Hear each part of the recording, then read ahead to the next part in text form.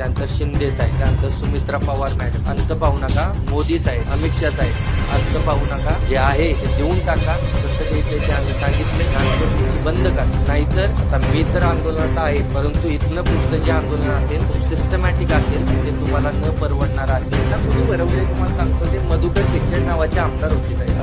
शरद पवारांनी त्यांना सांगितलं की बाबा हे जर आले धनगर एसटी मध्ये तर पश्चिम महाराष्ट्राने आमचं फार डोकाउट करून सोडतील, इकडे ते आमदार वगैरे बनतील, कारण की बारामती वगैरे इकडे आमचे धनगर बांधवले पश्चिम महाराष्ट्रात, आणि हे जर एसटी मध्ये घुसले तर कचाकच आरक्षित होतील या सगळ्या जागा. आणि पवारांना राजकारण कधी करायचं, म्हणून त्यांना हे आदिवासींच्या काय आमदारांचे कान भरले आणि त्यांना आमच्या पुढे हे सोडले. आता आदिवासींनाच कळलं नाही की आम्ही धनगरांना विरोध करतो, त्यामुळे त्यांना हात जोडून विनंती की नेत्याच्या नादी लागू नका. नेते कायम गंडवतात, आम्हालाही गंडवताय, तुम्हालाही गंडवताय, आपल्यातले आपल्यात भांडणं लावतात. उलट जर आम्ही मध्ये गेलो तर आदिवासी समाजाचा मुख्यमंत्री होईल ना.